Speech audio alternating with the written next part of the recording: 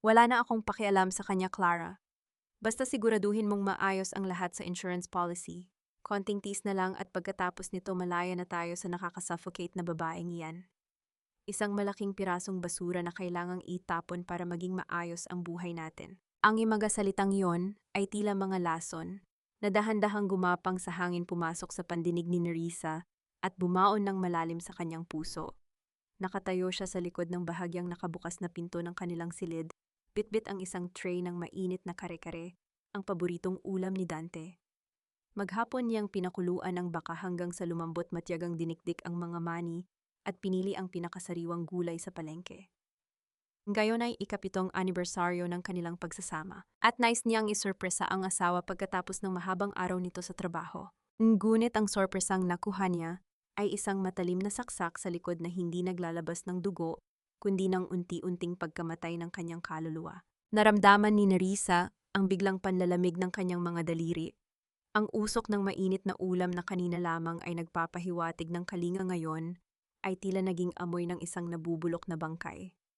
Nanginginig ang kanyang mga tuhod at ang bawat tibok ng kanyang puso ay tila isang dambuhalang tambol na nagbabanta sa kanyang pandinig. Gusto niyang sumigaw, gusto niyang itapon ang tray at harapin ang asawa, ngunit ang kanyang lalamunan ay tila tinubuan ng mga tinik. Walang boses na lumabas. Tanging ang maring pagkakahawak niya sa gilid ng tray ang nagpapanatili sa kanya sa katotohanan hanggang sa maramdaman niya ang hapdi ng porselana na bumaon sa kanyang palad. Dahan-dahang lumingon si Dante at nanlaki ang mga mata nang makita siya sa may pintuan.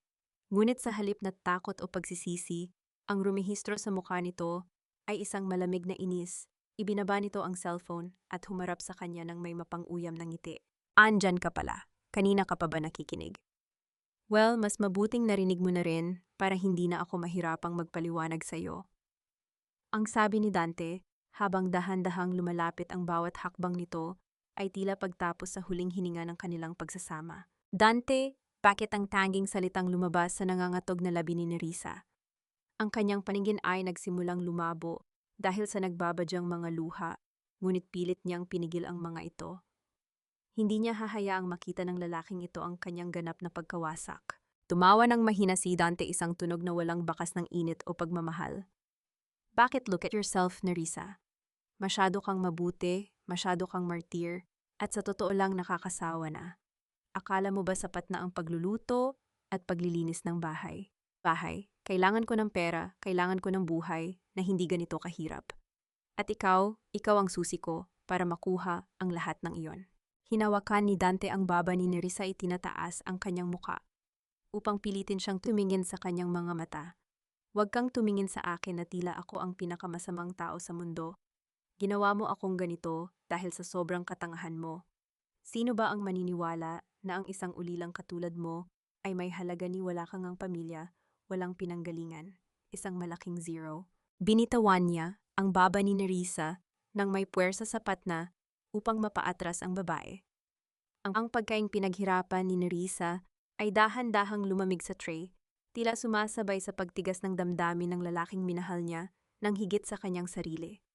Ang mga alaala ng kanilang mga pangako, sa ilalim ng ulan, ang mga pangarap na binuo sa loob ng maliit na bahay na ito ay tila mga tuyong dahon na tinangay ng malakas na hangin at itinapon sa putikan. Napatingin si Nerissa sa singsing sa kanyang daliri, ang simbolo ng kanilang sumpaan na magsasama sa hirap at ginhawa. Ngayon napagtanto niya na ang hirap ay para lamang sa kanya at ang ginhawa ay planong nakalaan para sa iba.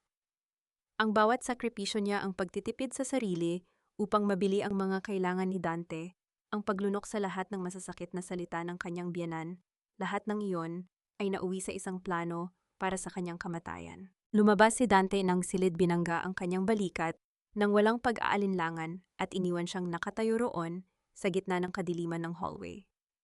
Ang tanging naririnig na lamang ni Nerissa ay ang malakas na pagpintig ng sarili niyang dugo sa kanyang mga sentido.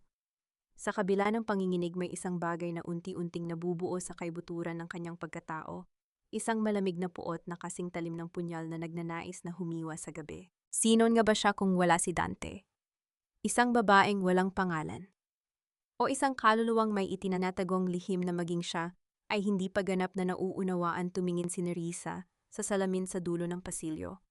Ang babaeng nakikita niya ay hindi na ang mahiyaing asawa na laging nakayuko. Ang kanyang mga mata bagaman basa ng luha ay nag-aapoy na sa isang uri ng determinasyon na ngayon lamang niya naramdaman. Kung ang pag-ibig ang pumatay sa kanya sa gabing ito, ano ang mabubuo mula sa kanyang mga abo hanggang saan aabot ang kanyang pagtitiis? Bago tuluyang gumuho ang langit na ipinangako sa kanya. Ang bawat pag-ikot ng gulong ng sasakyan patungo sa Palawan ay tila isang hakbang papalapit sa sariling libingan ni Nerissa.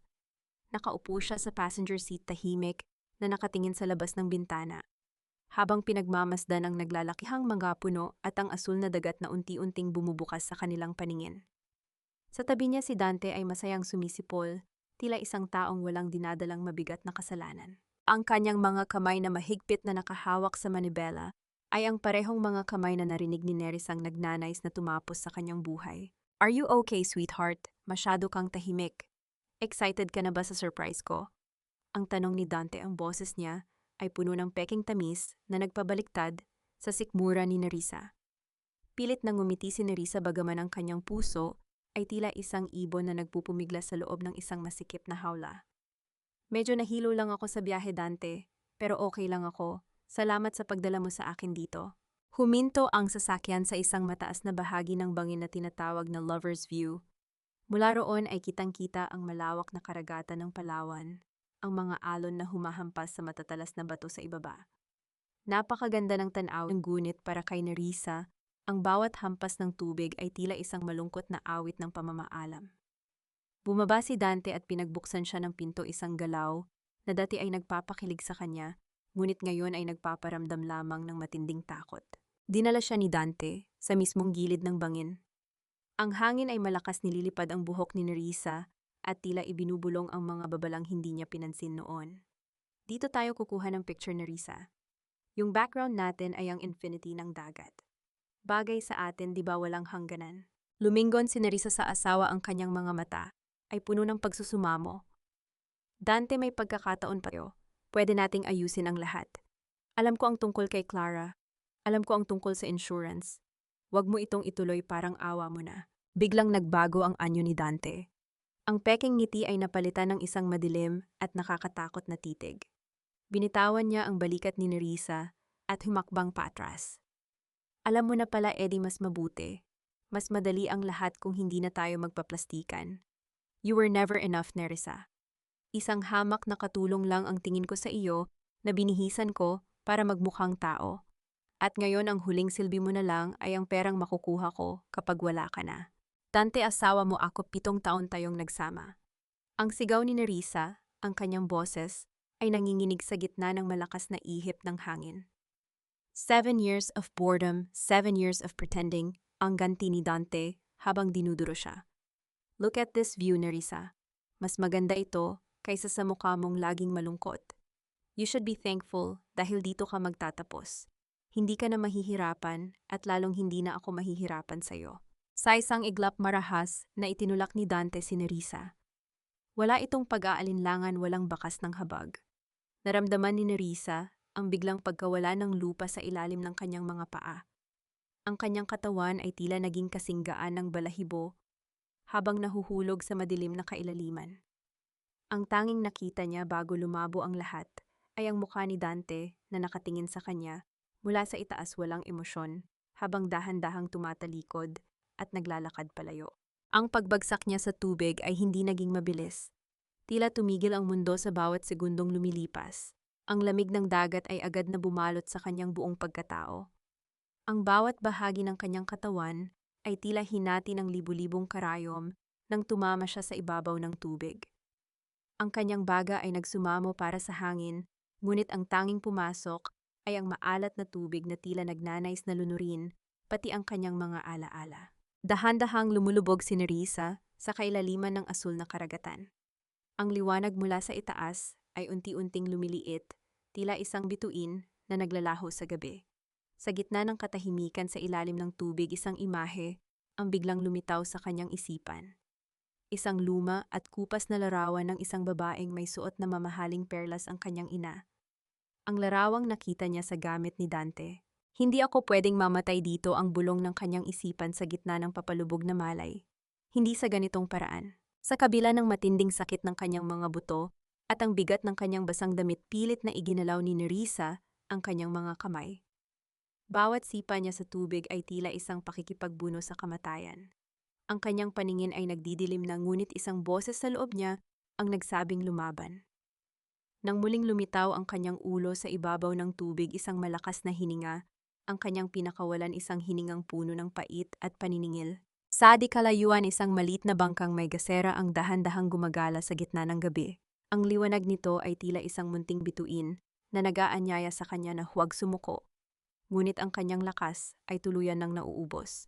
Ang kanyang mga kamay ay tumitigas na sa lamig at ang kanyang katawan ay tila hinihila na ng kailaliman pabalik.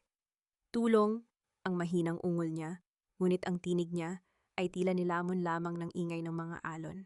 Bago tuluyang sumuko ang kanyang mga mata, nakita niya ang isang matandang kamay na humahawak sa kanyang braso. Isang mainit na haplos sa gitna ng nagyayelong dagat. Pagkatapos niyon, ang lahat ay naging itim. Ang bawat paghinga ni Nerissa ay tila isang pakikipaglaban sa libu-libong maliliit na bubog na nakabaon sa kanyang dibdib. Sa kanyang pagdilat, hindi ang asul na langit ng Palawan ang bumungad sa kanya, kundi ang madilim at may amoy ng usok na bubong na gawa sa nipa. Ang hangin ay hindi na kasing lamig ng dagat, kundi may dalang halimuyak ng pinakuluang dahon ng sambong at tuyong alat ng patis. Dahan-dahan lang, Ija. Huwag mong biglain ang iyong katawan. Isang malumanay na boses ang narinig ni Nerissa mula sa kanyang tabi. Isang matandang babae na may mga kulubot sa muka na tila mga guhit ng kasaysayan ng dagat ang dahan-dahang naglalakad palapit sa kanya. Hawak nito ang isang baso ng maligamgam na tubig. Tinulungan siya nitong maupo, bagaman ang bawat galaw ni Nerissa ay nagdudulot ng matinding hapdi sa kanyang mga tadyang. "Nasaan ako? Sino po kayo?" Ang mahinang tanong ni Nerissa. Ang kanyang boses ay tila gasgas na papel. "Nandito ka sa aming munting tahanan, Ija. Ako si Nanay Susing.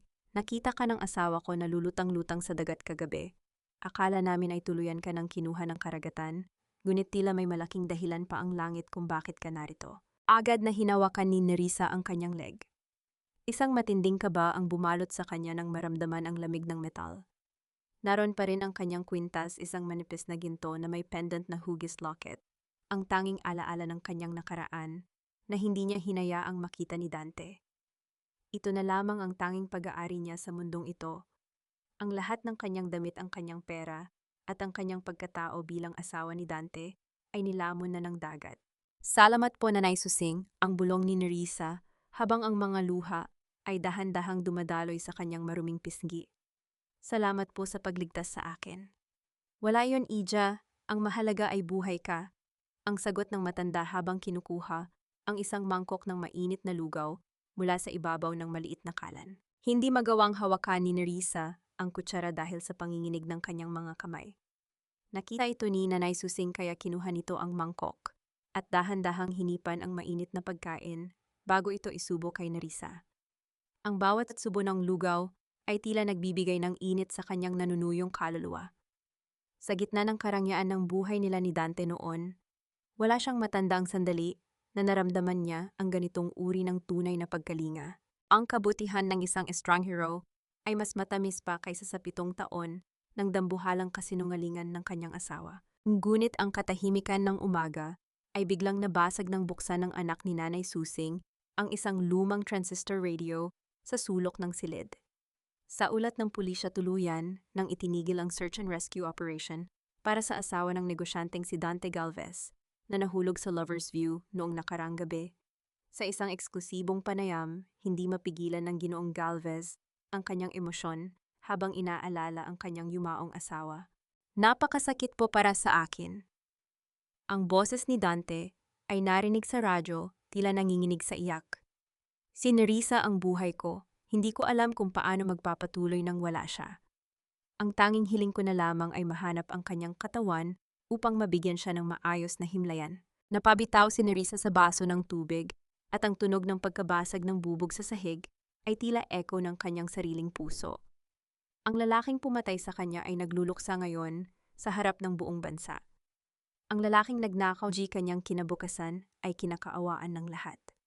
Ipinabatid din ng insurance company na ang malaking halaga ng life insurance ni Mrs. Galvez ay nakatakda ng ibigay sa kanyang asawa sa susunod na linggo bilang tanging benepisyaryo. Isang mapait na tawa ang kumawala sa lalamunan ni Nerissa, isang tunog na puno ng pait at poot. Namatay siya sa paningin ng mundo upang mabuhay si Dante sa karangyaan. Ang bawat patak ng kanyang dugo na dumanak sa dagat ay naging ginto sa mga kamay ng kanyang mamamatay tao. Ija, ayos ka lang ba? Ang nag-aalalang tanong ni Nanay Susing habang pinupulot ang mga basag na bubog. Tumingin si Nerissa kay Nanay Susing, ang kanyang mga mata ay hindi na puno ng luha, kundi ng isang madilim at matigas na determinasyon. Nanay Susing, patay na po si Nerissa. Ang babaeng iniligtas ninyo ay wala ng pangalan. Hinawakan ni Nerissa ang locket sa kanyang leg at pilit na binuksan ito. Sa loob ay naroon ang isang maliit na numero ng telepono na nakasulat sa isang kupas na papel, isang numerong ibinigay sa kanya ng kanyang ina. Bago ito pumaw na may babalang gamitin lamang ito kung wala na siyang ibang matatakbuhan. Kailangan ko pong makaalis dito. Ang sabi ni Nerissa, ang boses niya ay wala na sa tono ng isang biktima. Kailangan kong bawiin ang buhay na ninakaw nila sa akin. Ngunit habang sinusubukan niyang tumayo, isang matinding hilo ang muling bumalot sa kanya. Napansin niya ang isang estrangherong lalaki na nakatayo sa may pintuan ng tsinitong bahay, nakasuot ng maayos na barong at nakatingin sa kanya ng may halong pagtataka at gulat. Hindi ito taga na yon. Ang kanyang tindig at ang paraan ng kanyang pagtitig ay tila nagsasabing alam niya kung sino talaga ang babaeng nakahiga sa banig. Sino ang lalaking ito? At paano niya nahanap ang liblib na lugar na ito sa gitna ng malawak na baybayin? Sa wakas nahanap na rin kita, Senyora Nerine. Ang mga salitang iyon ay tila isang malakas na kulog na yumanig sa payapang mundo ni Nerissa sa loob ng dampa ni Nanay Susing. Nanigas ang kanyang buong katawan. Ang pangalang Nerine ay banyaga sa kanyang pandinig, ngunit ang paraan ng pagbigkas ng lalaking nasa pintuan ay puno ng pitagan, tila isang matagal nang nawawalang hiyas ang kanyang natagpuan. Dahan-dahang lumapit ang lalaki, ang kanyang makintab na sapatos ay lumilikha ng bahagyang kalates sa sahig na kawayan, isang tunog na hindi nababagay sa kahirapan ng paligid. Inayos niya ang kanyang salamin at tumingin kay Nerissa nang may halong lungkot at galak. Sino po kayo at bakit ninyo ako tinatawag sa pangalang yan? Ang tanong ni Nerissa habang mahigpit na hawak ang kumot na nakabalot sa kanyang nangangatog na balikat. Ako si Nerissa, isang simpleng babae lang na itinapon ng dagat. Gumiti ng tipid ang lalaki at kumuha ng isang envelope mula sa kanyang bag. Ako si Attorney Vincent Mendez, ang legal counsel ng pamilya Arambulo. Higit sa 20 taon ka nang hinahanap ng iyong ama, Ija. At ang kwintas na hawak mo, yan ang katibayan na ikaw ang nag-iisang anak ni Don Artemio Arambulo kay Sofia. Tila tumigil ang pag-ikot ng mundo para kay Nerissa. Ang pangalang Arambulo ay hindi lamang basta pangalan. Ito ay simbolo ng kapangyarihan, yaman at impluwensya sa buong bansa. Sila ang nagmamay-ari ng mga naglalakihang gusali sa Makati at mga lupain sa iba't ibang panig ng Pilipinas. At siya na pinalaki sa hirap na minaltrato ng asawa, na itinuring na basura siya ay bahagi ng pamilyang iyon. Hindi maaari. Ang nanay ko ay isang simpleng mananahilang. Ang giit ni Nerissa, bagaman sa loob niya ay nagsimulang mag-ugnay ang mga piraso ng puzzle. Ang lihim na pag-alis nila noon, ang takot sa kanyang mga mata tuwing may nakikitang mamahaling sasakyan, at ang locket na ito na palaging sinasabi ng kanyang ina na kanyang kaligtasan. Sofia fled because of the family's strict rules back then, Noreen. But your father never stopped looking. He regretted everything. Ang paliwanag ni Attorney Mendez sa wikang Taglish, ang boses niya ay mahinahon ngunit puno ng autoridad. Look at this picture. Inabot ni Nerissa ang isang luma at itim at puting larawan. Isang babaeng kamukhang kamukha niya ang nakanggiti sa tabi ng isang matikas na lalaki. Ang babae ay suot ang parehong locket na hawak niya ngayon. Ang hapdi sa kanyang dibdib ay muling nagbalik, ngunit sa pagkakataong ito, hindi ito dahil sa puot kay Dante, kundi dahil sa pangungulila sa isang buhay na ipinagkait sa kanya. Kung ganon, may pamilya pa ako, may tatay pa ako. Ang tanong ni Nerissa, ang kanyang boses, ay naging munting bata na naghahanap ng kalinga. Yes, and he is waiting for you. He is old and weak, Noreen. You are his only hope. You are the rightful heiress of the Arambulo Empire, ang sabi ng abogado. Lumingon si Nerissa kay Nanay Susing na nakikinig sa isang sulok. Ang matanda ay tumango ng dahan-dahan, ang kanyang mga mata ay puno ng pag-unawa. Sa sandaling iyon napagtanto ni Nerissa ang mabulok na biro ng tadhana. Kung nalaman lamang ni Dante ang katotohanang ito, noon pa marahil ay hindi siya nito itinulak sa bangin. Ngunit marahil ang kamatayang iyon ang kailangan upang isilang ang tunay na Nerine. Ate Mendez ay ang tawag ni Nerissa, ang kanyang tindig ay unti-unting nagbabago. Ang takot sa kanyang mga mata ay napalitan ng isang malamig na apoy. Gusto kong pumunta sa Maynila, pero may isang hiling ako. Ano iyon, senyora? Ayaw kong malaman ng mundo na buhay ako. Sa ngayon, hayaan nating maniwala si Dante Galvez na nakuha na niya ang gusto niya. Hayaan nating magdiwang ang dyablo sa kanyang napanalunang dugo. Isang madilim na balak ang nagsimulang mabuo sa isipan ni Nerine.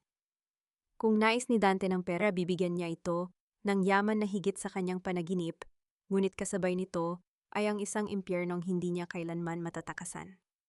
Gagamitin niya ang pangalang Arambulo hindi para sa luho, kundi para sa hustisya.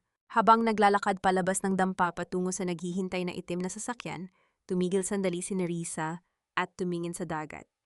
Ang mga alon ay tila bumubulong ng kanyang bagong pangalan. Sa bawat hakbang niya palayo sa pampang, ang bawat bakas ng kanyang lumang pagkatao ay binubura ng hangin. Ngunit sa loob ng sasakyan, bago pa man sila makaalis, may isang dokumentong iniabot si Atty. Mendez na nagpabago sa tibok ng puso ni Nerine. May isa pa akong dapat sabihin sa iyo, Nerine. Hindi lang si Dante ang kalaban mo. Sa loob ng mansyon ng mga Arambulo, may mga taong gagawin ang lahat para hindi ka makatapak sa pinto. Your return is a threat to their throne. Napahigpit ang hawak ni Nerine sa locket. Ang laban ay hindi pa tapos. Sa katunayan, ito ay nagsisimula pa lamang. Sino-sino ang mga lobo na naghihintay sa kanya sa kabisera? At hanggang saan ang kayang gawin ni Dante kapag nalaman nitong ang bangkay na kanyang itinapon ay naging isang reyna na may kapangyarihang durugin siya sa isang kislap lang. Ang bawat sulok ng mansyong Arambulo ay tila isang malaking bibig na handang lumamon sa sinumang hindi kabilang sa kanilang mundo. Pagkababa ni Nerine mula sa mamahaling sasakyan, ang amoy ng sariwang mga liryo at mamahaling pabango ay agad na humalinhin sa amoy ng alat at lansa ng dagat na kanyang nakasanayan. Ang mga dambuhalang haligi ng bahay ay tila mga bantay na nakatingin ng mapanghusga sa kanyang bawat hakbang. Welcome home, Senyora Nerine, ang bati ng mga katulong na nakahanay sa may pintuan. Lahat sila ay nakayuko, ngunit ang kanilang mga mata ay bakas ang matinding kuryosidad. Sa loob ng isang malawak na silid na puno ng mga antigong gamit, hinarap ni Nerine ang kanyang sarili sa isang malaking salamin na may gintong frame. Ang babaeng nakatingin sa kanya ay hindi na ang Nerisang laging nakasuot ng kupas na duster at may amoy ng usok ng kusina.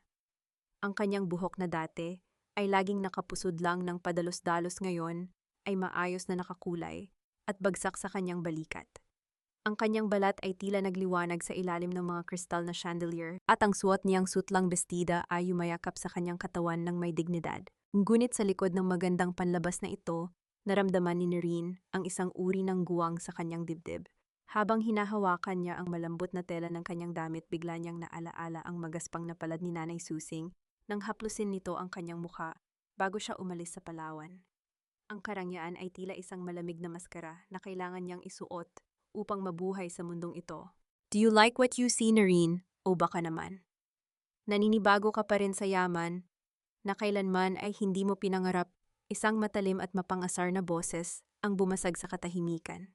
Lumingon si Nerine at nakita ang isang babaeng tila kasing edad niya, nakasuot ng isang designer suit na kulay pula at may hawak na baso ng alak. Eto si Isabela Arambulo, ang pamangkin ni Don Artemio na matagal nang itinuturing na prinsesa ng pamilya hanggang sa dumating si Nerine. Isabela, ang maikling sagot ni Nerine, ang kanyang boses ay nananatiling mahinahon. You know, darling, hindi. Dahil may dugo kang Arambulo, ay magiging isa ka na sa amin. Ang sabi ni Isabela habang dahan-dahang lumalapit, ang bawat hakbang ng kanyang high heels ay tila pagtusok sa sahig. You smell like fish and poverty no matter how much perfume you spray on yourself. Akala mo ba ay madali mo kaming maloloko? My uncle might be old and blinded by guilt, but I am not. I know an imposter when I see one. Lumapit si Isabela sa mukha ni Nerine, ang kanyang hininga ay amoy alak at puot. Ano bang plano mo pagkatapos mong lokohin ang asawa mo na patay ka na dito ka naman manggungwalta? You're just a gold digger who got lucky with a DNA test. Hindi kumarap si Noreen.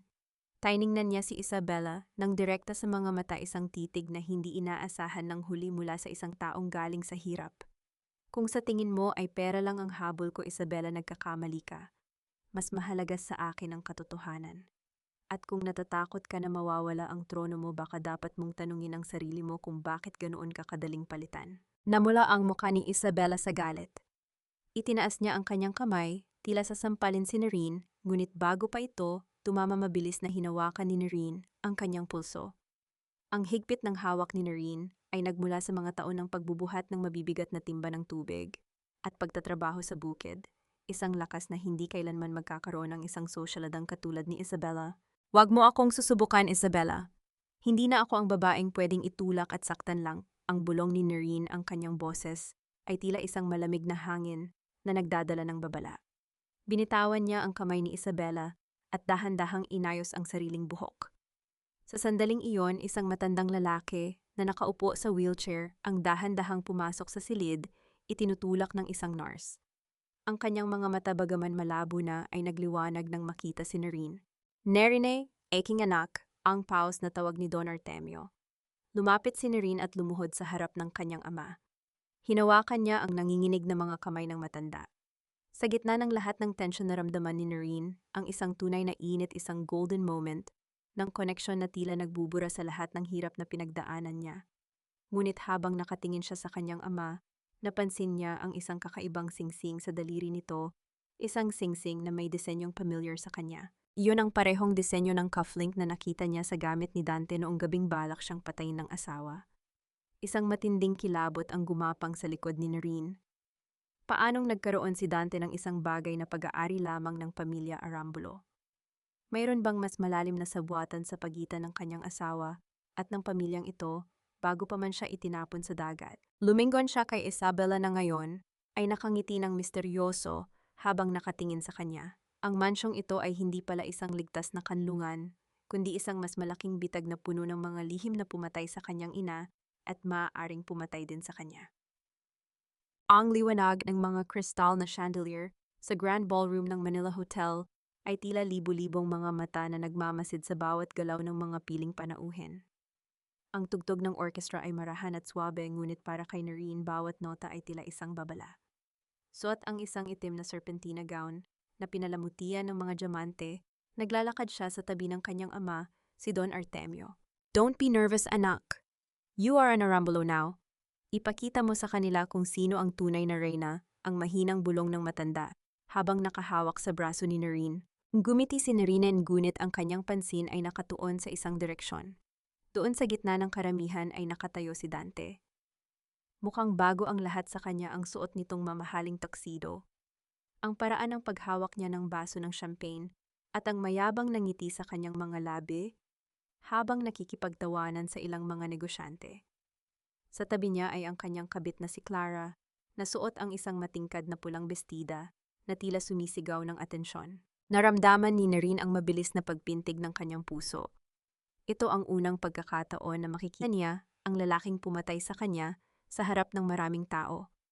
Gusto niyang sumugod, gusto niyang isampal sa mukha nito. Ang lahat ng hirap na dinanas niya sa gitna ng dagat, ngunit pinigilan niya ang sarili. Ang paghihiganti ay isang pagkaing mas masarap ihain ng malamig. Biglang tumigil ang tawanan sa paligid nang ianunsyo ng Master of Ceremonies ang pagdating ng magamang Arambulo. Dahan-dahang lumingon si Dante. Sa simula ang mukha nito ay puno ng kuryosidad, ngunit nang tuluyang magtama ang kanilang mga mata, ang baso sa kamay ni Dante ay dahan-dahang nadulas at bumagsak sa sahig na lumikha ng isang malakas na tunog ng pagkabasag na narinig sa buong silid. Nerissa, ang pabalong na sambit ni Dante, ang kanyang mukha ay naging kasing puti ng papel. Ang kanyang mga labi ay nanginig at ang kanyang buong katawan ay tila naging rebulto sa gitna ng ballroom. Dahan-dahang lumapit si Noreen sa kinalalagyan ni Dante. Ang bawat hakbang niya ay may kasamang awtoridad, ang tunog ng kanyang sapatos sa marmol na sahig ay tila isang martsa ng kamatayan para sa konsensya ng lalaki.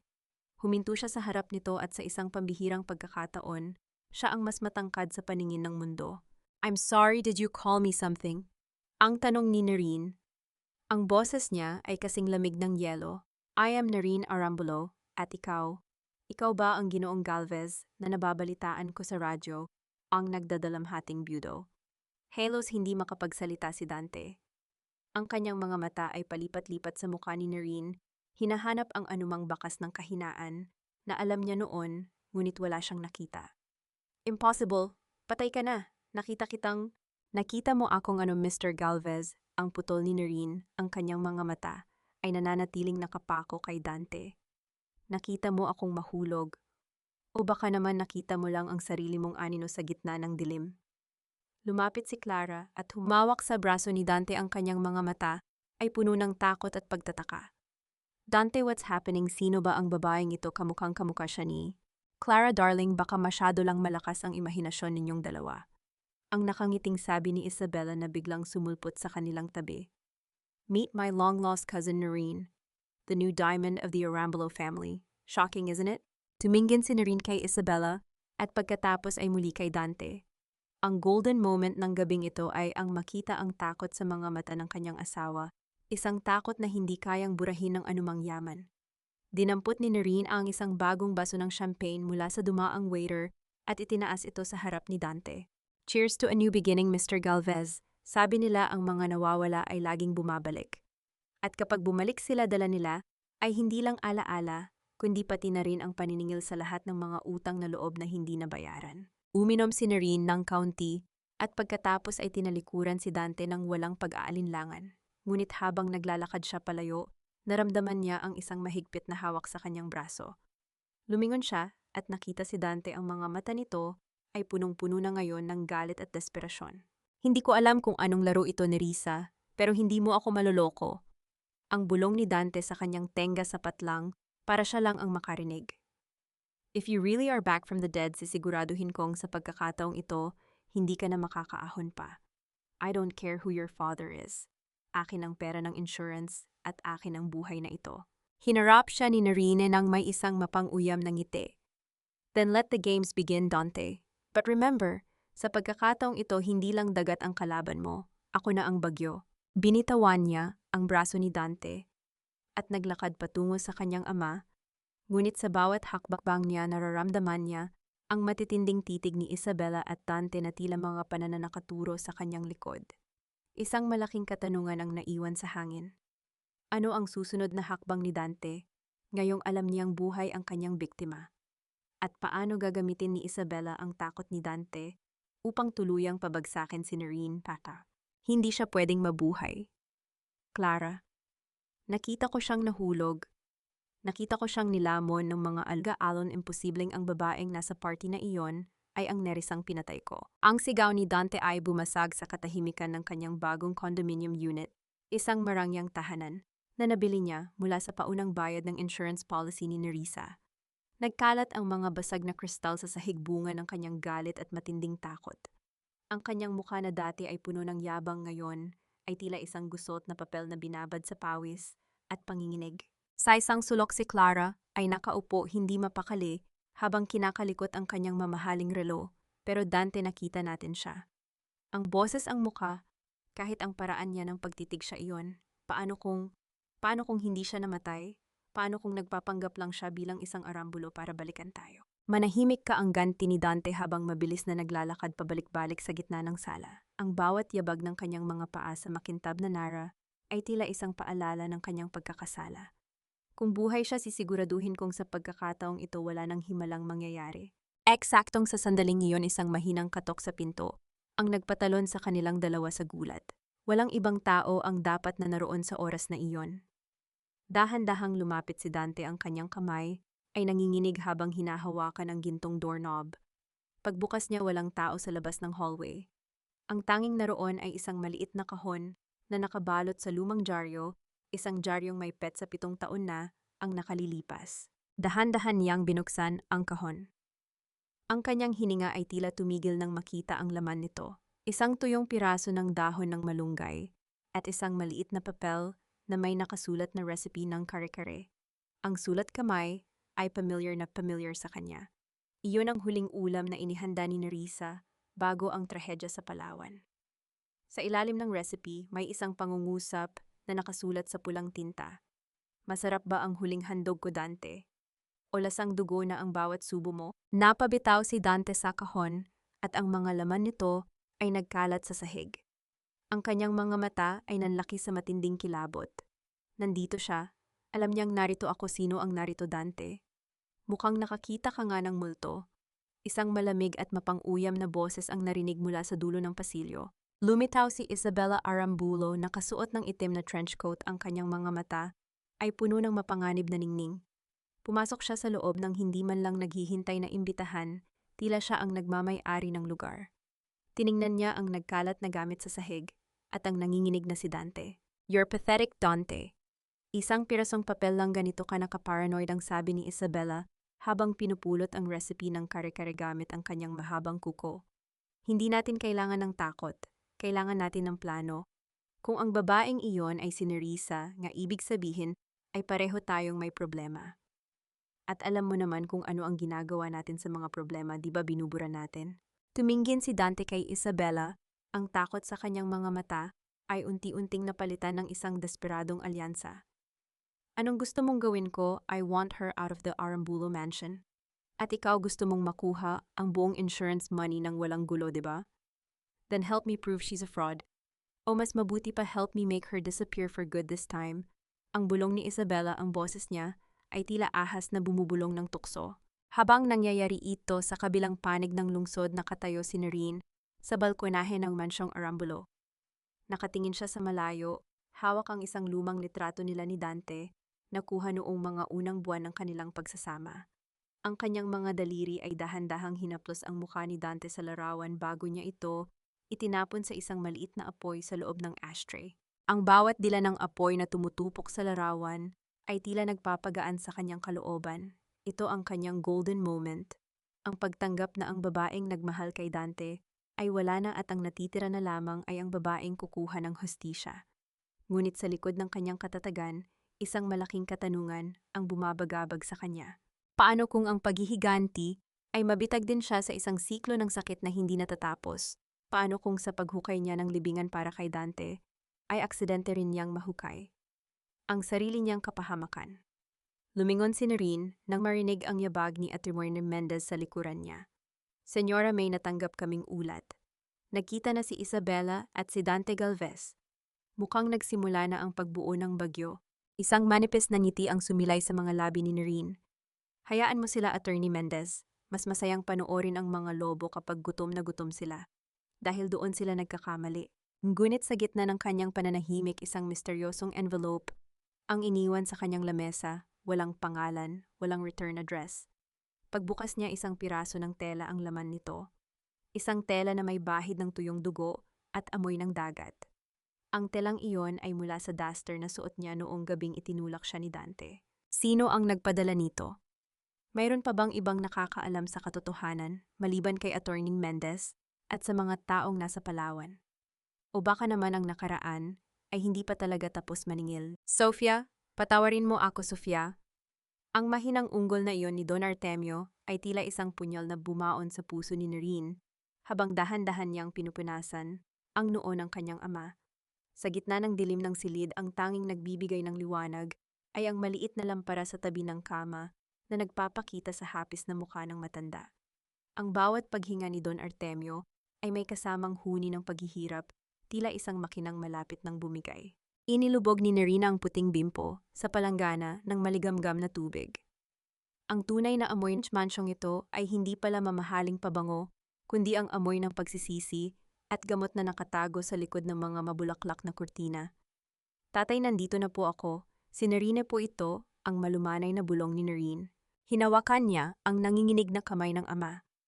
Ang mga kamay na ito na ayon sa balita ay nagpatakbo ng mga dambuhalang kumpanya at nagpabagsak ng mga kaaway sa negosyo ngayon ay tila tuyong sanga na madaling mabali. Naalala ni Nerine ang mga gabi noong kasama pa niya si Dante, kung paano niya hinahilot ang mga binti nito. Pagkatapos ng trabaho, umaasang makakakuha ng kahit isang salamat. Ngunit ang nakuha niya noon ay pag-alipusta. Dito sa tabi ng kanyang ama, ang bawat haplos niya ay tila isang panalangin na dinidinig. "Hinanap kita. Bawat gabi tinitingnan ko ang langit at tinatanong kung nasaan na kayo ng nanay mo." Ang paos na sabi ni Don Artemio, ang kanyang mga mata ay dahan-dahang bumukas, ngunit nananatiling malabo. The Arambulo Pride, it was a cage, Noreen. Pinili ko ang pangalan ng pamilya kaysa sa inyo. I thought money could protect everything, but it only made me lose the people I love the most. Hush na po, tatay. Wag na nating isipin ang nakaraan. Ang sabi ni Noreen habang pinipigilan ang kanyang mga luha. Mahalaga po ay magpahinga kayo. Isang golden moment ang namagitan sa kanilang dalawa. Nang mapansin ni Noreen na bahagyang nakabukas ang isang butones ng pantulog ng ama. Marahan niya itong itinaas at isinara isang maliit na galaw ng pagkalinga na tila nagdutong sa 20 taong pangungulila. Sa sandaling iyon, hindi siya ang bilyonaryang tagapagmana. Siya ay muling naging ang batang babaeng naghahanap ng kalinga ng isang magulang. Nerine, listen to me. Ang biglang paghigpit ng hawak ni Don Artemio sa kanyang kamay. Hindi lahat ng nakangiti sa iyo sa bahay na ito ay kakampi. Ang yaman ng mga Arambulo ay may sumpa. Many people want me gone so they can feast on what's left. At ikaw ang pinakamalaking hadlang sa kanila. Alam ko po, tatay, nararamdaman ko po iyon. Ang sagot ni Noreen ang kanyang isipan ay agad na bumalik sa mapanuyang mukha ni Isabela. Inilagay ko ang lahat ng mahahalagang dokumento sa isang vault sa Zurich.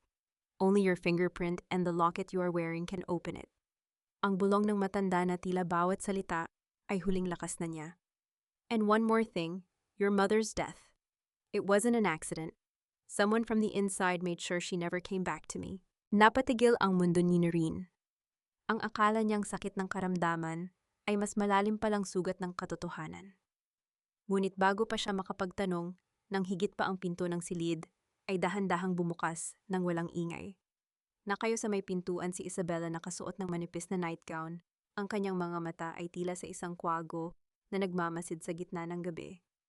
Isang misteryosong ngiti ang nakapinta sa kanyang mga labi habang dahan-dahang lumalapit sa kama. How touching, ang sabi ni Isabela sa wikang Taglish. Ang boses niya ay tila isang malamig na haplos ng bakal. The long-lost daughter playing the role of a saint. Tell me, Noreen, gaano katagal mo kayang panindigan ang pag-aalaga sa kanya bago mo itanong kung nasaan ang testamento? Isabela, hindi ito ang oras para sa mga ganyang usapan. Ang mahigpit na sagot ni Noreen habang tumatayo upang harangin ang pinsan.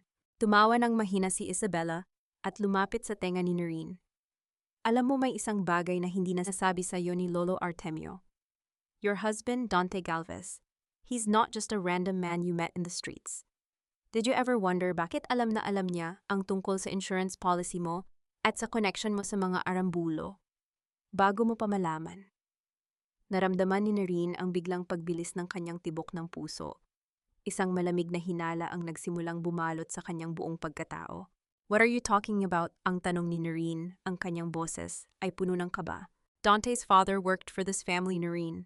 He was the one who helped your mother disappear years ago. Ang bulong ni Isabela nang may halong tagumpay. Dante didn't marry you because he loved you. He married you to finish what his father started at para masiguro na ang yaman ng mga Arambulo ay babalik sa mga taong karapat-dapat.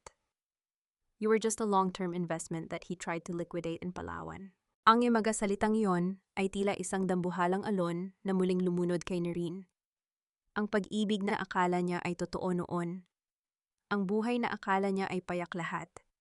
Ay bahagi pala ng isang dambuhalang planong nagsimula bago pa man siya isilang. Oh, and by the way, ang dagdag ni Isabela habang tumatalikod patungo sa pinto. Dante is downstairs. He's asking for an audience with Don Artemio. Sabi niya, may dala siyang ebidensya na ikaw daw ay isang impostor na pumatay sa totoong Nerissa. Napatingin si Noreen sa kanyang ama na ngayon ay muling nawalan ng malay dahil sa pagod. Sa labas ang tunog ng papalapit na mga yabag ng sapatos sa marmol na hagdanan ay tila isang hatol ng kamatayan. Narito na ang kaaway sa loob mismo ng kanyang kuta. Paano niya ipagtatanggol ang kanyang ama at ang kanyang dangal kung ang bawat taong nakapaligid sa kanya ay bahagi ng isang madilim na nakaraan? Bakit? Isang hamak na magnanakaw ka lang talaga, Nerissa.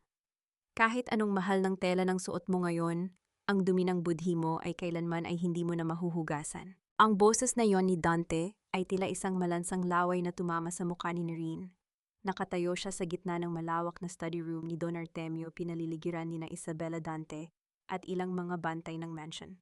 Sa ibabaw ng lamesang nara nakabukas ang isang maliit na velvet box. Sa loob nito ay wala na ang luha ng langit, ang pinakamahalagang diamante ng pamilya Arambulo, na ayon kay Isabela, ay huling nakita sa kamay ni Nerine. Kakalabas lang ni Nerine mula sa silid ng kanyang ama, ang kanyang isipan ay pagod at ang puso ay punong-puno ng pag-aalala. Ngunit ang bumungad sa kanya ay hindi katahimikan, kundi isang bitag na masinsinang inihanda habang siya ay abala sa pag-aalaga sa matanda. Dante, anong ginagawa mo rito? Wala kang karapatang tapakan ang bahay na ito. Ang sigaw ni Nerine, ang kanyang mga kamay ay nanginginig sa galit. Wala akong karapatan, I am here as a witness. Nerissa, o kung sino ka mang imposter na nagpapanggap na asawa ko, ang sabi ni Dante. Habang dahan-dahang lumalapit ang kanyang mga mata, ay puno ng mapang-uyam na liwanag. Don Artemio is a dying man at ginagamit mo ang pagkakataon na iyan para ubusin ang yaman niya. Isang gabi pa lang nawawala na ang pinakamahalagang hiyas ng pamilya. At alam nating lahat kung kaninong gamit yon makikita. Isang senyas ang ibinigay ni Isabela sa isa sa mga bodyguard. Ilang saglit lang dinala nito ang bag ni Nerine na kinuha mula sa kanyang silid. Sa harap ng lahat, ibinuhos ng bodyguard ang laman ng bag sa lamesa. Kasama ng kanyang lipstick, pitaka at ang locket ng kanyang ina, gumulong ang isang makinang na diamante. Ang luha ng langit. Naramdaman ni Nerine ang biglang pagkawala ng hangin sa kanyang baga. Ang kanyang puso ay tila isang gusali na gumuho sa isang iglap. Tumingin siya kay Isabela na ngayon ay nakahalukip-kip. May isang tagumpay na ngiti sa mga labi na tila sinasabing checkmate. Now tell me, Nerine, paanong napunta iyan sa bag mo? Ang tanong ni Isabela sa wikang Taglish. Ang boses niya ay tila isang matalim na karayom. Is it because you're planning to run away? O baka naman kailangan ninyo ng panggastos ni Dante para sa bago ninyong buhay? Pagkatapos ninyong lokohin ang lolo ko, hindi ko alam kung paano napunta iyan dyan. Itinanim ninyo iyan. Ang depensa ni Nerine, ang kanyang paningin ay nagsimulang lumabo dahil sa matinding pagkapahiya at galit. Lumapit si Dante sa kanya sapat na para maramdaman niya ang pamilyar na amoy ng alak at sigarilyo nito. You're just a cheap criminal, Nerissa. Ikinahiya kita bilang asawa noon at ikinahiya kita ngayon. Don't worry, sisiguraduhin kong sa kulungan ang tuloy mo at hindi sa Zurich. Sa sandaling iyon, ang lahat ng katulong at tauhan sa mansyon ay nagsimulang magbulungan. Ang mga tingin nila na dati ay puno ng respeto ngayon ay napalitan ng pandidiri at pagdududa.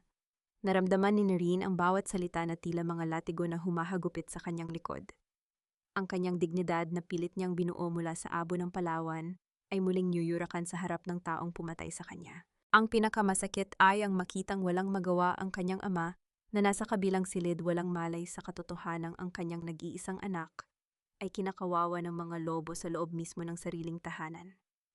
Guard, tawagan ng pulis. Ang utos ni Isabela, ang kanyang boses ay puno ng autoridad. At ihanda ang press release. We have an imposter in the house and she's a thief. Sandali, ang sigaw ni Nerine, pilit na itinatayo ang kanyang sarili nang matuwid sa kabila ng panghihina ng kanyang mga tuhod. Kung akala ninyo ay tapos na ang laban na ito, nagkakamali kayo. You can plant all the evidence you want, but the truth has a way of coming out. Isabela, Dante, ang bawat diamanteng ninanakaw ninyo sa dangal ko ay babalik sa inyo bilang mga matutulis na bubog. Tumawa lang si Dante, isang tunog na puno ng gaslighting na tila nagsasabing baliw na ang babaeng nasa harap niya. Still the same dramatic, Nerissa. But drama won't save you from handcuffs. Habang dahan-dahang papalapit ang mga guard upang hawakan si Nerine, isang malakas na tunog ng pagbagsak ng kung anong bagay ang narinig mula sa silid ni Don Artemio. Kasunod nito ay ang mahabang tunog ng flatline mula sa heart monitor. Tila tumigil ang pag-ikot ng mundo. Nagkatinginan sina Isabela at Dante, ang kislap ng kasakiman sa kanilang mga mata ay hindi maitago. Para sa kanila, ang kamatayan ng matanda ay ang huling piraso ng kanilang tagumpay. Para kay Nerine, ito ang pinakamasakit na dagok na maaari niyang matanggap. Sino na ang magtatanggol sa kanya ngayon? Kung wala na ang kanyang ama, sino ang maniniwala na siya ang tunay na tagapagmana? O baka naman ito na ang huling hininga ng pag-asa ni Nerine bago siya tuluyang mabaon sa dilim ng bilangguan. Ang mahaba at walang katapusang tunog ng heart monitor ay tila isang matalim na aspile na itinusok sa pandinig ni Nerine. Ang bawat segundong lumilipas ay tila pagguho ng huling kuta ng kanyang pag-asa. Nakatayo siya roon, nakaposasing kanyang mga kamay sa likuran habang hawak ng dalawang malalaking gwardya, pinapanood ang mga nurse at doktor na nagkakandara pa sa loob ng silid ni Don Artemio. I revive niyo siya Huwag niyo siyang hayaang mamatay. Ang sigaw ni Nerine, ang kanyang boses, ay basag na. Ang mga luha niya ay hindi na mapigilan sa pag-agos tila mga ilog na humahanap ng daan sa gitna ng tuyot na lupa. Tatay, huwag mo akong iwan, hindi pa natin natatapos ang laban na ito. Sa tabi niya, dahan-dahang lumapit si Dante. Walang bakas ng lungkot sa mukha nito. Sa halip isang mapanganib na ningning ang makikita sa kanyang mga mata, isang ningning ng isang taong nakakita ng pagkakataon sa gitna ng trahedya. Kinuha niya ang pagkakataong iyon upang bumulong sa tenga ni Nerine sapat na para siya lang ang makarinig. Look at that, Nerine. Ang tanging taong naniniwala sa iyo, dahan-dahan nang nilalisan ang mundong ito. Sa tingin mo ba kapag wala na siya, may makikinig pa sa isang magnanakaw na tulad mo, ah? Ang mapang-uyam na sabi ni Dante. You're done, at kapag nakuha ko na ang pirmang kailangan ko mula sa kanya, bago siya malagutan ng hininga, sisiguraduhin kong pati ang pangalang Arambulo ay mabubura sa kasaysayan mo. Hindi nakasagot si Nerine. Ang kanyang buong atensyon ay nasa loob ng silid. Nakita niya ang paggamit ng defibrillator sa dibdib ng kanyang ama.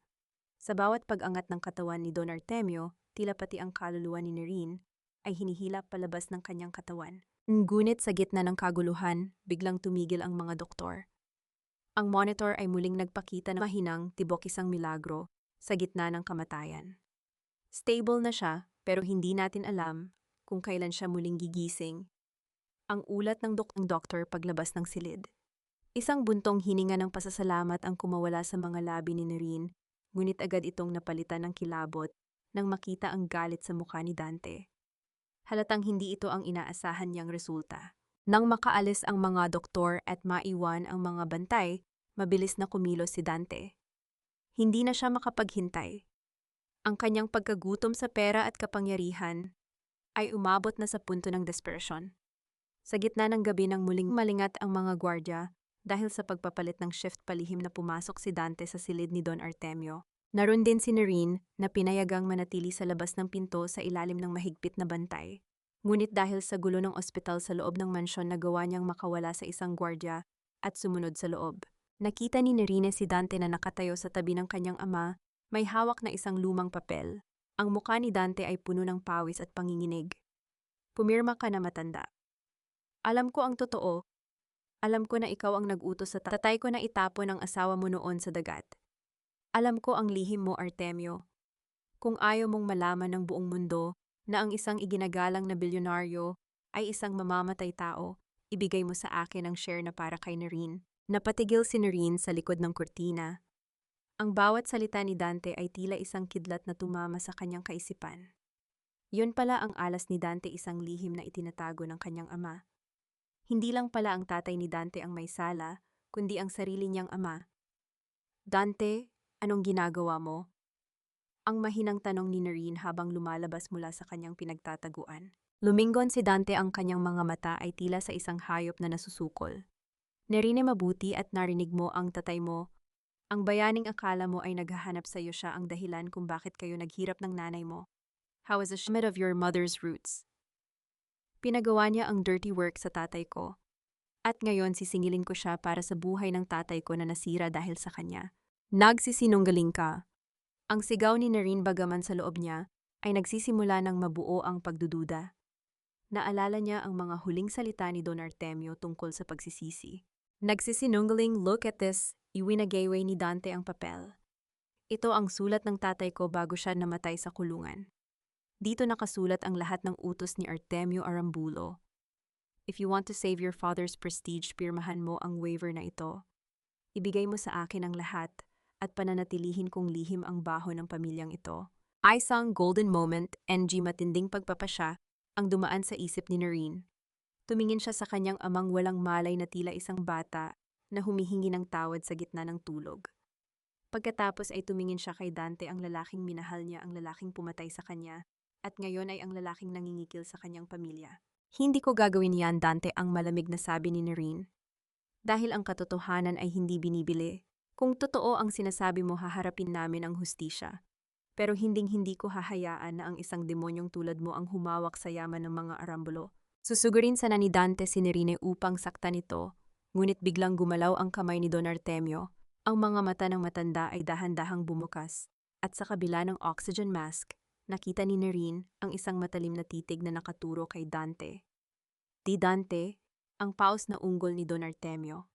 Gunit bago pa man makapagsalita ang matanda, isang putok ng baril ang narinig mula sa labas ng silid. Isang sigaw ni Isabela ang sumunod. Nandyan na ang mga pulis, Dante, tumakas ka na, ang hiyaw ni Isabela. Nagpanik si Dante, kinuha niya ang locket sa leg ni Nerine sa pamamagitan ng marahas na paghila sapat na upang masugatan ang leg ng babae at mabilis na tumalon sa bintana ng study room patungo sa madilim na hardin. Naiwan si Nerine na nakahawak sa kanyang nagdudugong leeg habang ang kanyang ama ay muling pumikit. Ngunit may isang bagay na nahulog mula sa bulsa ni Dante habang tumatakas ito, isang maliit na recorder. Ano ang nilalaman ng recorder na iyon? At paano nito babaguhin ang tingin ni Nerine sa kanyang sariling ama at sa buong pamilya Arambulo? Ang laban ay hindi na lang pala tungkol sa pera.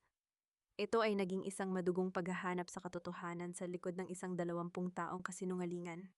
Huwag, Artemio, para sa ating anak, huwag kang maniwala sa kanila. Hindi ko kailanman magagawang pagtaksilan ka. Ang tinig na iyon, bagaman puno ng gasgas at ingay mula sa isang lumang recorder, ay tila isang muling pagkabuhay ng isang kaluluwang matagal nang nanahimik. Nanigas si Nerine sa kanyang kinatatayuan sa gitna ng madilim na study room. Ang bawat salita ay tila isang alingawngaw mula sa ilalim ng lupa, bumabaon sa kanyang puso, nang mas malalim pa sa sugat na iniwan ng marahas na paghablot ni Dante sa kanyang kwintas. Nakatayo si Nerine sa gitna ng nagkalat na mga papel at basag na plorera. Sa labas, ang asul at pulang liwanag ng mga sasakyan ng pulis ay dahan-dahang naglalaho, sumasabay sa papalayong tunog ng mga sirena. Ang kanyang leeg ay may bakas pa ng nanunuyong dugo, ngunit hindi niya ito alintana. Ang kanyang buong atensyon ay nakatuon sa maliit na itim na recorder na nalaglag ni Dante, isang piraso ng teknolohiya na tila may hawak ng susi sa kanyang buong pagkatao. Ito ang tinig ng kanyang ina, ang tinig ni Sofia, ang tinig na tanging sa panaginip lamang niya naririnig ngayon ay naging totoo at puno ng pait. Naramdaman ni Nerine ang biglang paglambot ng kanyang mga tuhod. Napasandal siya sa malamig na pader ng study room, dahan-dahang bumababa, hanggang sa mapaupo siya sa sahig. Ang kanyang hininga ay naging mababaw, at ang bawat tibok ng kanyang puso ay tila isang mabigat na hakbang sa gitna ng kawalan. Ang silid na ito na simbolo ng kapangyarihan ng kanyang ama ngayon ay tila isang masikip na selda ng mga lihim. Sa bawat segundong naririnig niya, ang paghikbi ng kanyang ina sa recording, tila muling nararamdaman ni Nerine ang lamig ng tubig sa Palawan. Ang sakit ng pagtataksil ni Dante ay nahaluan ng mas malaking sakit, ang posibilidad na ang sarili niyang ama ang nagtaboy sa kanila sa gitna ng panganib. Sino ba talaga ang dapat kong paniwalaan? Ang pabulong na tanong ni Nerine sa sarili. Ang kanyang boses ay tila isang tuyong dahon sa gitna ng bagyo. Dahan-dahan niyang inayos ang kanyang sarili at pinahid ang mga luha. Tumayo siya at naglakad patungo sa silid ni Don Artemio. Sa loob, ang matanda ay nananatiling mahimbing, ang tulog ang kanyang muka ay payapa sa ilalim ng mga puting kumot. Kumuha si Nerine ng isang basang bimpo at dahan-dahang pinunasan ang nanginginig na kamay ng ama.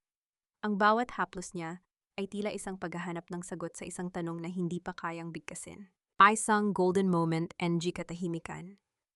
Ang bumalot sa silid nang mapansin ni Nerine ang isang maliit na peklat sa palad ng kanyang ama. Isang sugat na ayon sa mga lumang kwento ay nakuha nito nang subukan nitong pigilan ang pag-alis ni Sofia.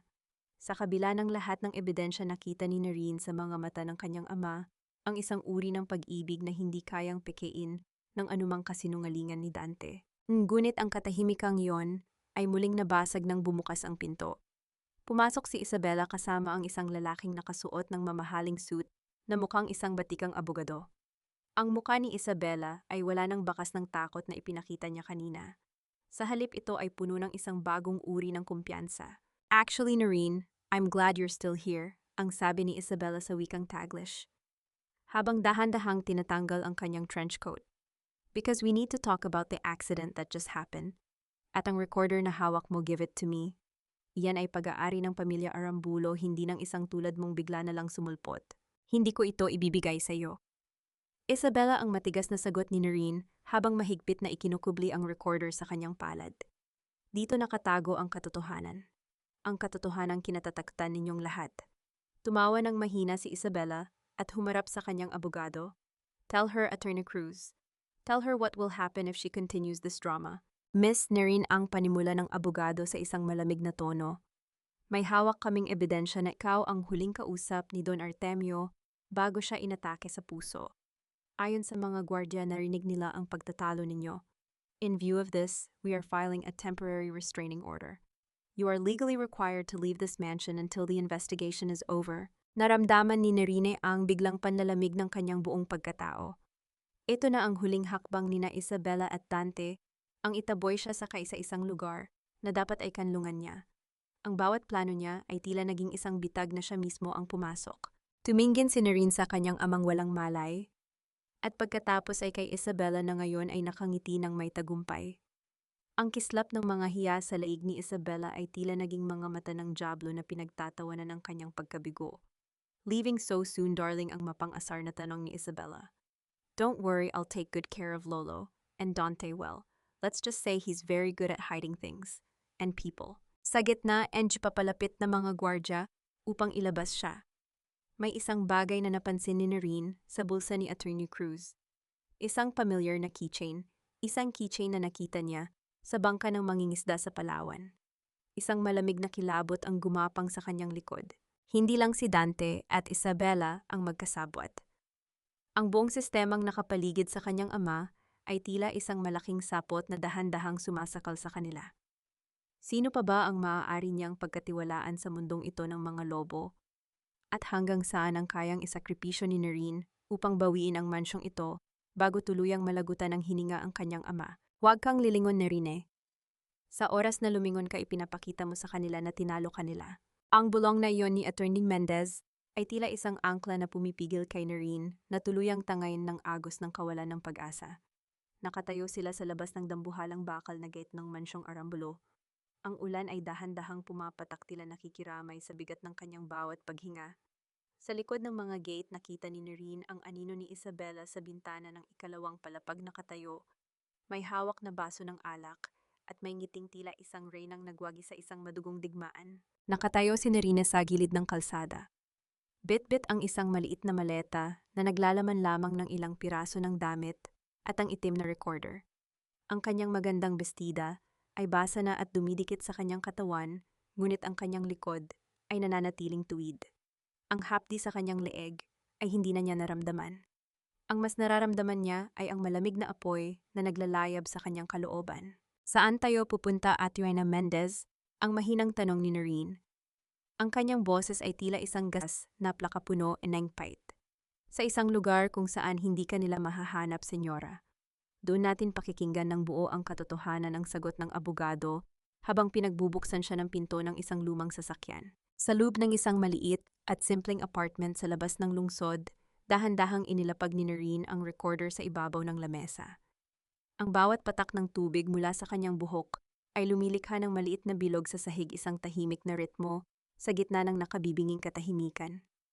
Huminga siya ng malalim at muling pinindot ang play. Ngunit sa pagkakataong ito, ang tinig ay hindi na lamang kay Sofia.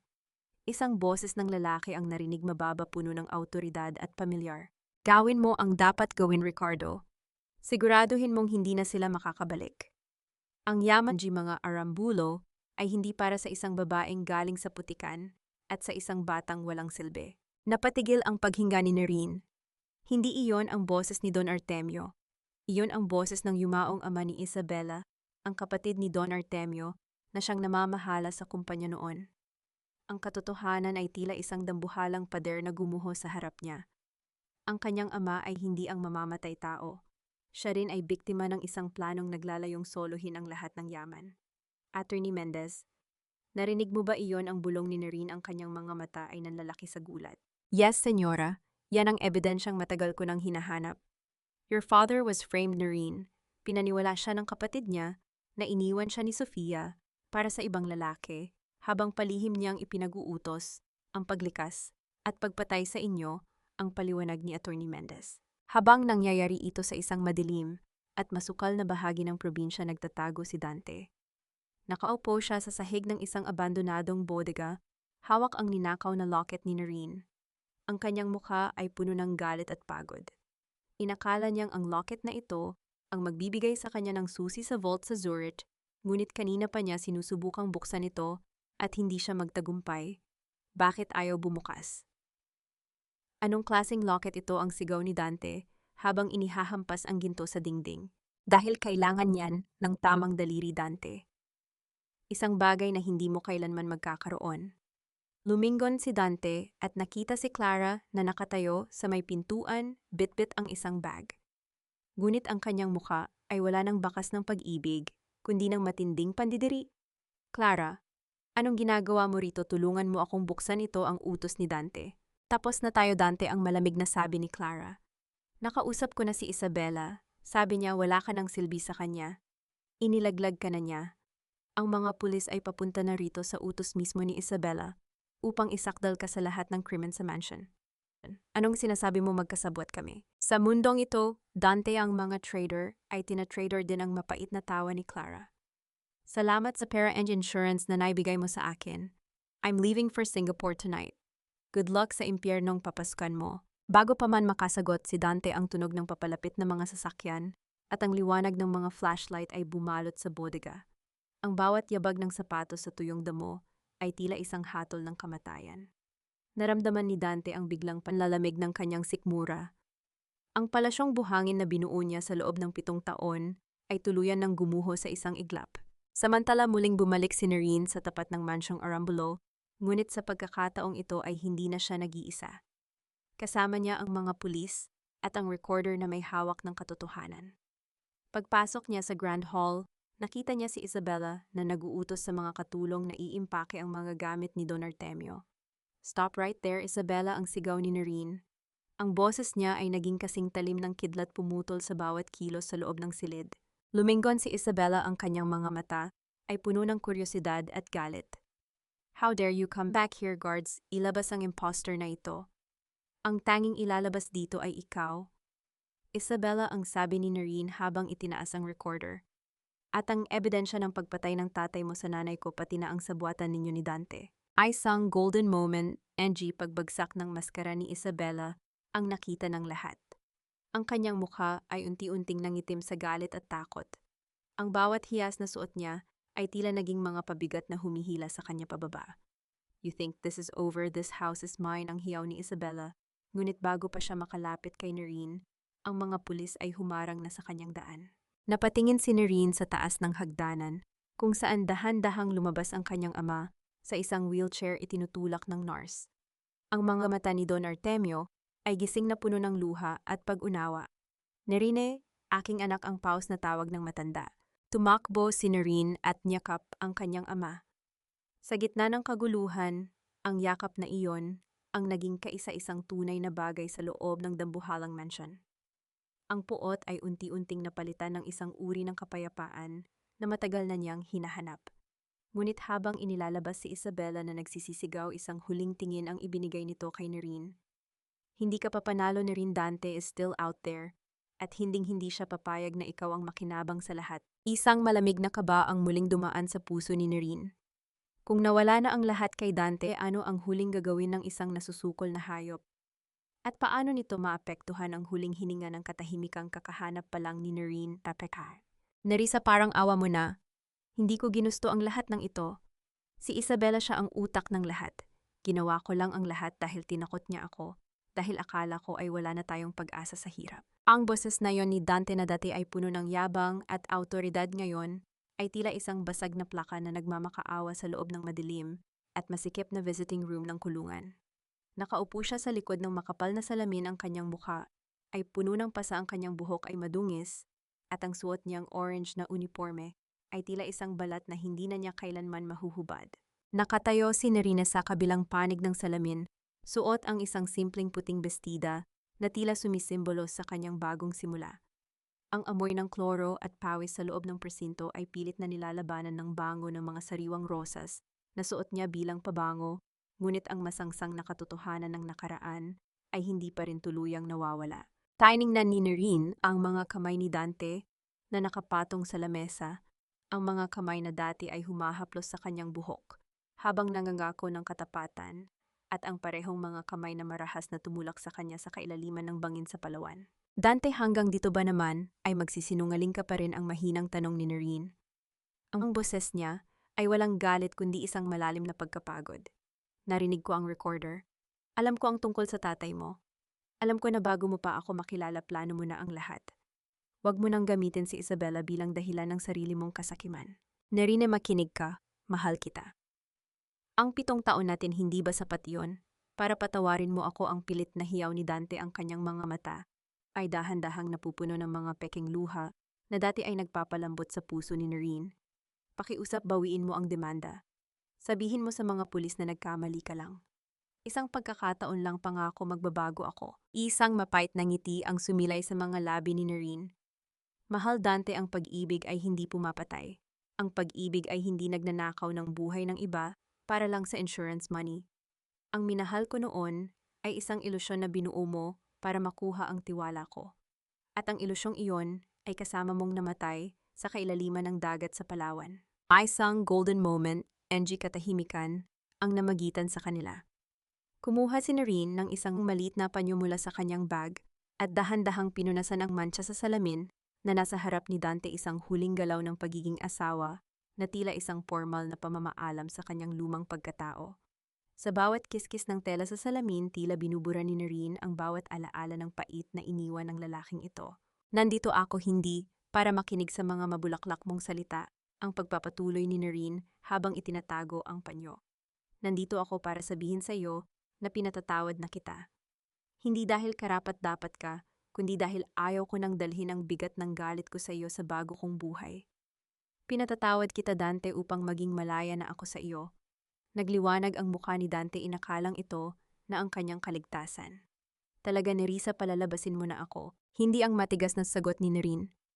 Ang pagpapatawad ay para sa ikakatahimik ng puso ko, ngunit ang hustisya ay para sa pananagutan mo sa batas. Pagbabayaran mo ang bawat luhang pumatak sa akin at sa tatay ko. Mananatili ka rito hanggang sa huling sandali ng buhay mo. Tumayo si Noreen at tumalikod na, ngunit bago siya makalabas, isang huling sigaw ang kumawala sa lalamunan ni Dante. Isang sigaw na wala na sa tono ng pagsisisi, kundi ng purong puot. Akala mo ba ay tapos na ito? Nerissa, hindi ka magiging masaya. Ang yaman ng mga Arambulo ay susunog sa'yo. Isusumpa kita. Magbabalik ako. Hindi na lumingon si Noreen. Habang naglalakad siya palabas ng presinto, ang bawat yabag ng kanyang sapatos sa semento ay tila isang deklarasyon ng kalayaan. Ang sikat ng araw sa labas ay masilaw, tila isang mainit na yakap na nagbubura sa lamig ng rehas. Pagdating niya sa loob ng sasakyan, naroon si Attorney Mendez na naghihintay. Ayos ka lang ba, senyora? Ayos na ako, at Martin Mendez. Sa wakas, pakiramdam ko ay nakakaahon na talaga ako mula sa ilalim ng tubig, ang sagot ni Noreen habang nakatingin sa malayo. Ngunit ang katahimikang iyon ay muling nabasag nang tumunog ang telepono ni Attorney Mendez. Pagkatapos ng ilang sandali, ang mukha ng abogado ay naging seryoso at puno ng pag-aalala. Senyora, may problema tayo. Si Isabella, nakatakas siya habang inililipat ng pasilidad. At ayon sa ulat, ang huling tawag na natanggap niya ay mula sa isang hindi kilalang numero na matatagpuan malapit sa mansion. Naramdaman ni Noreen ang biglang pagbilis ng kanyang tibok ng puso. Ang laban ay hindi pa pala ganap natapos. Kung nakatakas si Isabella, sino ang tumulong sa kanya? At ano ang balak nilang gawin sa nag-iisang taong nakatayo sa pagitan nila at ng trono ng mga Arambulo? Ang panganib ay hindi na lamang nasa likod ng rihas. Ito ay muling gumagala sa labas, naghihintay ng tamang pagkakataon upang sumalakay sa gitna ng katahimikan. Tapusin na natin ito, Nerine. Kung hindi ako ang magmamay-ari ng yaman ng mga Arambulo, sisiguraduhin kong wala ring matitira para sa iyo. Ang boses ni Isabella ay tila isang matalim na lamat sa gitna ng katahimikan ng dalampasigan sa Palawan. Nakatayo siya sa dulo ng parehong bangin, kung saan itinulak ni Dante si Nerissa, ilang buwan na ang nakalilipas. Ngunit sa pagkakataong ito, hindi na suot ni Isabella ang kanyang mga mamahaling hiyas. Ang kanyang damit ay punit-punit, ang kanyang buhok ay gulo-gulo, at ang kanyang mga mata ay nanlilisik sa purong baliw na desperasyon. Hawak niya ang isang gasera, at sa kanyang paanan ay nagkalat ang mga galon ng gasolina na ibinuhos niya sa paligid ng bagong tayong clinic na ipinapatayo ni Noreen para sa mga mangingisda. Nakatayo si Noreen, ilang metro ang layo sa kanya. Ang hangin ng dagat ay humahampas sa kanyang mukha, dala ang amoy ng alat na dati ay naging amoy ng kanyang kamatayan. Ngunit ngayon ang amoy na iyon ay nagbibigay sa kanya ng lakas. Isabella, bitawan mo ang gasirang yan, ang mahinahong utos ni Noreen. Ang kanyang boses ay hindi nanginginig. Wala ka nang mapupuntahan. Pinaliligiran na ng mga tauhan ni Atty. Mendez at ng mga pulis ang buong baybayin. Huwag mo nang dagdagan ang mga kasalanan mo. Kasalanan, ang tanging kasalanan ko ay ang hayaan kang mabuhay ang hiyaw ni Isabella habang dahan-dahang itinaas ang gasera. Dapat ay nabulok ka na lang sa ilalim ng dagat. Dapat ay hindi mo na nahanap ang daan pabalik. Sa sandaling iyon, dahan-dahang lumapit si Noreen. Hindi siya natatakot sa apoy dahil dumaan na siya sa mas matinding impyerno sa kamay ni Dante. Ang bawat hakbang niya sa mabuhanging lupa ay tila isang pagbawi sa bawat piraso ng kanyang pagkatao na kinuha sa kanya ng pamilyang ito. Alam mo ba kung ano ang pinagkaiba nating dalawa? Isabella, ang tanong ni Noreen, ang kanyang boses ay tila isang malumanay na alon. Ikaw nakatayo ka sa gitna ng yaman pero gutom na gutom ang kaluluwa mo. Ako itinapon sa dagat walang kahit ano pero nahanap ko ang tunay na kayamanan sa mga taong nagligtas sa akin. Ang yaman ng mga Arambulo ay hindi sumpa, Isabella. Ang kasakiman mo ang sumpa. Isang golden moment ang namagitan sa kanila nang biglang humangin ng malakas at ang apoy sa loob ng gasera ay tila sumayaw sa harap ng mukha ni Isabella. Nakita ni Noreen sa mga mata ng pinsan ang isang batang babaeng uhaw sa atensyon at pag-ibig na naging biktima rin ng maling pagpapalaki ng isang amang puno ng puot. Patawarin mo na ang sarili mo, Isabella. Patawarin mo ang tatay mo, ang bulong ni Noreen. Napatigil si Isabella. Ang kanyang kamay na hawak ang gasera ay dahan-dahang nanginig. Ang kanyang mga labi ay nangatal at sa isang sandali ang galit ay napalitan ng isang matinding paghikbi. Ngunit bago pa niya mabitawan ang gasera, isang malakas na tunog ng pagbagsak ng mga bato ang narinig mula sa likuran niya. Ang lupa sa dulo ng bangin ay nagsimulang gumuho dahil sa bigat ng ulan noong nakaraang gabi. Isabella, halika rito, hawakan mo ang kamay ko, ang sigaw ni Noreen, habang mabilis na tumatakbo at iniabot ang kanyang palad. Naramdaman ni Noreen ang init ng balat ni Isabella nang magsanib ang kanilang mga kamay. Sa loob ng ilang segundo, ang dalawang magpinsan na matagal na nag-away dahil sa yaman ay nagkapit-bisig sa gitna ng panganib. Hinila ni Noreen si Isabella ng buong lakas, hanggang sa pareho silang bumagsak sa ligtas na bahagi ng lupa, kasabay ng pagkahulog ng gasera sa bangin na lumikha ng isang mabilis na liwanag bago ito lamunin ng dagat. Nakahiga silang dalawa sa buhangin, hinihingal, habang ang mga pulis ay mabilis na lumapit upang posasan si Isabella. Wala nang laban si Isabella. Nakayuko na lamang siya, umiiyak ng tahimik, isang pag-iyak na tila naglalabas ng lahat ng lason sa kanyang katawan. Pagkalipas ng ilang oras, habang ang araw ay dahan-dahang sumisikat sa ibabaw ng asul na karagatan ng Palawan, nakatayo si Noreen sa tapat ng kanyang natapos na klinik. Lumapit sa kanya si Nanay Susing at iniabot ang isang baso ng sariwang buko juice. Tapos na ija. Ang dagat na kumuha sa iyo noon ngayon ay siya nang nagbibigay sa iyo ng kapayapaan, ang sabi ng matanda nang may ngiti. Niyakap ni Noreen si Nanay Susing ng mahigpit. Salamat po, Nanay. Dahil sa inyo natutunan kong ang tunay na tagapagmana ay ang taong marunong magbigay, hindi lang ang marunong kumuha. Tiningnan ni Noreen ang malawak na dagat. Ang mga alon ay hindi na nakakatakot. Ang mga ito ay tila mga awit ng tagumpay. Ngunit sa kabila ng lahat, may isang huling bagay na kailangang gawin si Noreen. Kinuha niya ang locket ng kanyang ina mula sa kanyang bulsa at tiningnan ang litrato sa loob. Paano niya gagamitin ang kapangyarihang hawak niya ngayon upang masiguro na wala ng ibang Nerissa na ang magdurusa sa kamay ng mga lobo? At ano ang huling mensahe na iniwan ng kanyang ama sa Zurich na magbabago sa kinabukasan ng buong pamilya, Arambulo, Batran?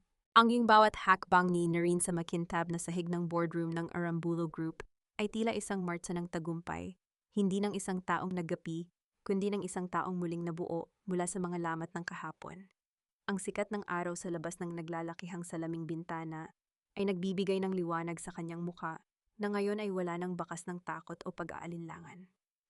Nakasuot siya ng isang formal na puting blazer, ang kanyang buhok ay maayos na nakapusod, at sa kanyang leg ay muling nagniningning ang locket ng kanyang ina, ang tanging hiyas na hindi kailanman nanakaw sa kanya. Lahat ng mga direktor at matatandang kasosyo sa negosyo ay nakatayo habang siya ay papasok. Ang katahimikan sa loob ng silid ay puno ng respeto. Wala na ang mga mapanghusgang tingin na bumungad sa kanya noon. Good morning everyone, ang panimula ni Noreen sa wikang Taglish. Ang kanyang boses ay mahinahon, ngunit puno ng autoridad. As the new chairwoman of this foundation, my first order is to reallocate the funds from our luxury developments to the Sofia Arambulo Healing Center.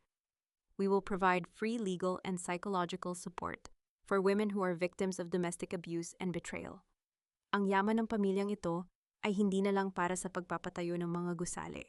Ito ay para sa pagpapatayo muli ng mga buhay na nawasak. Isang mahinang palakpakan ang narinig, ngunit para kay Noreen ang tunay na palakpak ay nagmumula sa katahimikan ng kanyang konsensya. Pagkatapos ng meeting, dahan-dahan siyang naglakad patungo sa opisina ng kanyang ama. Doon nakakita niya si Don Artemio na nakaupo sa tabi ng bintana pinapanood ang mga ulap. Mas masigla na ang matanda bagaman nananatili ang kanyang wheelchair.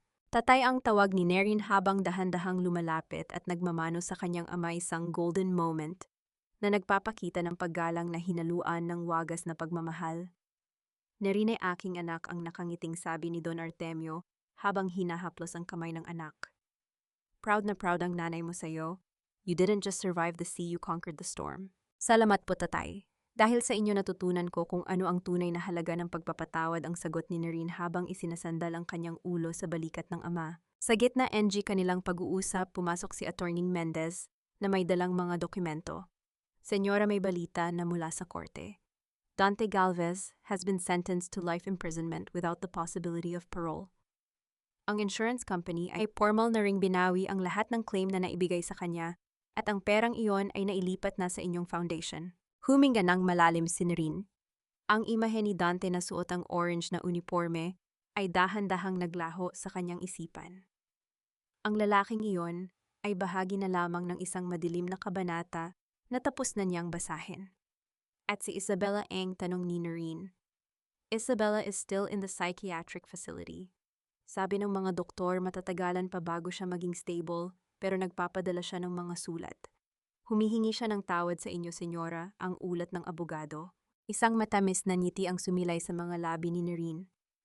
Ang paghihiganti na dati ay nagnanais na pumatay ngayon ay naging isang proseso ng paghilom.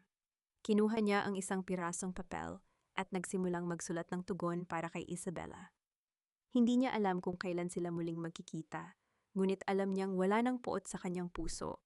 Habang naglalakad si Noreen palabas ng mansyon patungo sa kanyang sasakyan, tumigil siya sandali at tumingin sa malayo. Sa dulo ng hardin nakita niya ang mga bulaklak na itinanim niya kasama si Nanay Susing na dinala niya sa Maynila. Ang mga ito ay namumukadkad na tila sumasabay sa pagbukas ng bagong yugto ng kanyang buhay. Lumingon siya kay Attorney Mendez na nakatayo, malapit sa sasakyan. May isang kakaibang ningning sa mga mata ng abogado, isang uri ng paghanga na higit pa sa pagiging magkasama sa trabaho. Ready to go home, Noreen, ang tanong ni Attorney Mendez sa isang malambing na tono. Yes, Vincent. Ready na ako, ang sagot ni Noreen, ang unang pagkakataon na tinawag niya ang abogado sa unang pangalan nito. Habang umaandar ang sasakyan palayo sa mansion, naramdaman ni Noreen ang hanging dumadaan sa bintana. Ang dagat sa Palawan ay malayo na, ngunit ang aral ng mga alon ay nananatili sa kanya. Ang buhay ay parang karagatan, maaaring ilunod ka nito, ngunit kung marunong kang lumaban, dadalhin ka nito sa dalampasigan ng iyong tunay na kapalaran. Ano ang naghihintay kay Noreen sa kanyang bagong landas?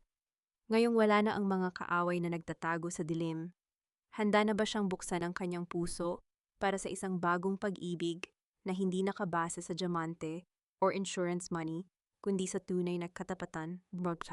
Ang langit ay nababalot ng kulay kahel at lila, isang dula ng kalikasan na tila nagbibigay ng huling basbas sa isang mahaba at madilim na gabi.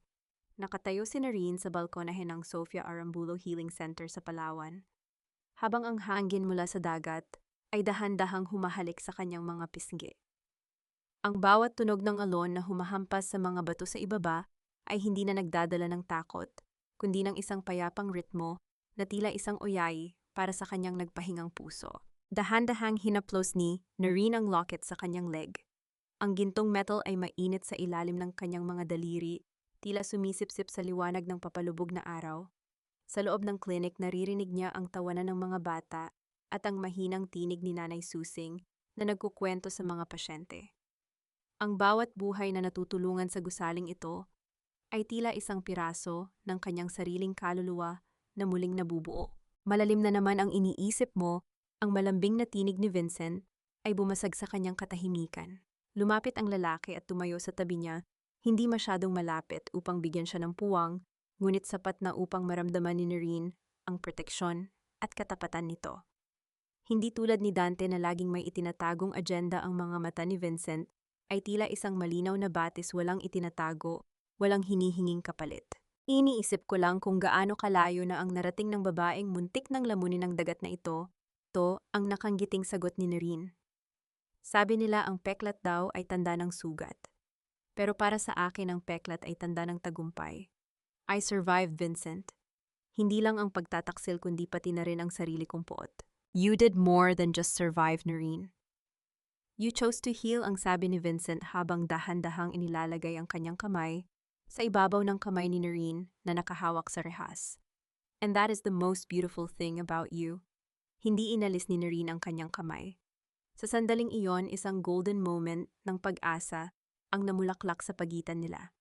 Walang mga diamante, walang mga kasunduan, tanging ang dalawang kaluluwang nagkakaintindihan sa gitna ng dapit hapon. Samay nila si Don Artemio ay payapang nagpapahinga sa mansion pinaliligiran ng mga alaala ni Sofia na ngayon ay hindi na nagdadala ng pait, kundi ngiti. Si Isabella sa kanyang tahimik na silid sa pasilidad ay dahan-dahang natututong gumuhit ng mga bagong pangarap malayo sa laso ng kasakiman. At si Dante ang kanyang pangalan ay naging isang babala na lamang sa mga pahina ng nakaraan, isang anino na hindi na muling makakaabot sa liwanag ni Nerina. Kinuha ni Noreen ang isang sulat mula sa kanyang bulsa, ang huling sulat ni Isabella. Patawad, Noreen. Salamat sa pagkakataong mahanap ang sarili ko. Tiniklop niya ito nang maayos at hinayaan ang hangin na dumaan sa kanyang mga daliri. Ang pagpapatawad ay hindi pala paglimot sa ginawa sa iyo. Ito ay ang pagtanggap na hindi na sila ang may hawak ng iyong kaligayahan.